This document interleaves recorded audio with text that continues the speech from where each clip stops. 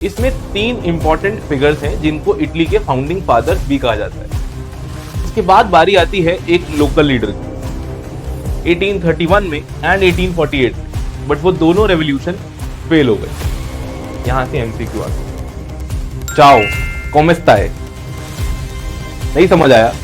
इसका मतलब है hello how are you in Italian language. लेकिन आज इटालियन लैंग्वेज क्यों? क्योंकि इस वीडियो में हम कवर करेंगे यूनिफिकेशन ऑफ इटली। बहुत important question for class 10। Hello class 10, welcome back to another episode. Myself Sanchit Hodia, आपकी एसएसटी का साथी। इस वीडियो में हम कवर करेंगे यूनिफिकेशन ऑफ इटली।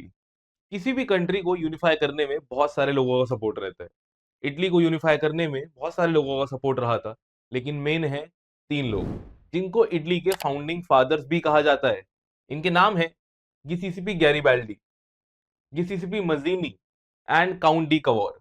इन तीनों को आगे वीडियो में बहुत डिटेल में पढ़ेंगे। और शुरू करते हैं जीसीपी मजीनी के बारे में। जीसीपी मजीनी एक इटालियन रेवोल्यूशनरी थे जो कि कांग्रेस वियना में सेट हुई मोनार्कीज को अपोज करते थे। ये बॉर्न हुए जेनुआ में 1805। जी हाँ, 1805। इनका बर्थ ईयर बुक में 1807 गिवन है, लेकिन सीबीएसई ने इस साल चेंज कर दिया क्योंकि इनका एक्चुअल ईयर ऑफ बर्थ 1805 था। लेटर ऑन ये मेंबर बनते हैं एक सीक्रेट सोसाइटी ऑफ कार्बोनरी के। उसके बाद इनको 1831 में एग्जाइल भेज दिया जाता है। एग्जाइल मतलब देश से बाहर निकाल देना, जब ये सिर्फ 24 साल के थे, for attempting a revolution in Liguria. Later on जाके इन्होंने खुद की दो अंडरग्राउंड सोसाइटीज बनाई, Young Italy in Marseilles and Young Europe in Berne. यहां से एमसीक्यू आता है। ये चाहते क्या थे? ये चाहते थे इटली को यूनिफाई करना, बिकॉज ही बिलीव कि God wanted human beings to live in nations. इसकी इंस्पिरेशन से पूरे और कंट्रीज के अंदर, स्विट्जरलैंड, फ्रांस, पोलैंड, जर्मनी में और सोसाइटीज बनी। लेकिन इनसे परेशान थे कंजर्वेटिव्स। कंजर्वेटिव्स वो ग्रुप था जो कि मोनार्कीज को वापसी लाना चाहता था, और कांग्रेस वियना में वो मोनार्कीज को वापसी ले भी आया था। कांग्रेस ऑफ वियना 1815 में सेटअप हुई थी, जिसको होस्ट किया था ड्यूक मेटरनिक ने।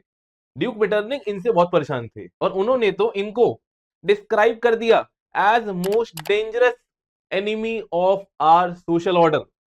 अब जानते हैं इटली की कंडीशन बिफोर यूनिफिकेशन के बारे में। तो इटली बिफोर यूनिफिकेशन डिवाइडेड था, फ्रेगमेंटेड। फ्रेगमेंटेड मतलब होता है छोटे छोटे हिस्सों में बटा हुआ। इटली के अंदर टोटल 7 स्टेट्स थे, और 7 में से सिर्फ एक ऐसा स्टेट था जिसको इटालियन प्रिंसली हाउस रूल करता था, और उस स्टेट का नाम है सार्दिनिया पियोडमोंट। बाकी सब स्टेट्स पे अलग अलग किंगडम या अलग अलग रूलर हुआ करते थे। 6 में से 3 हमें पढ़नी है। तो नॉर्थ इटली था अंडर ऑस्ट्रिया के हैब्सबर्ग एम्पायर के कंट्रोल में।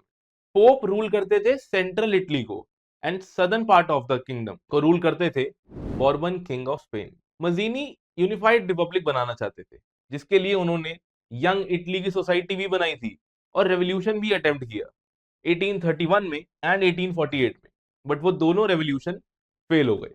अब यूनिफाई करने की रिस्पॉन्सिबिलिटी आ पड़ी सार्दिनिया पियोडमोंट के किंग पे, जिनका नाम था विक्टर इमानुअल टू।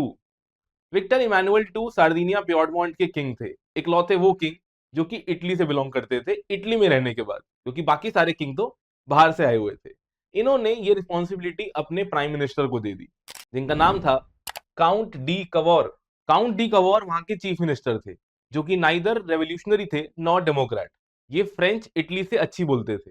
इन्होंने फ्रांस के साथ अलायंस बना के ऑस्ट्रिया के हैब्सबर्ग एम्पायर को हरा दिया इन 1859।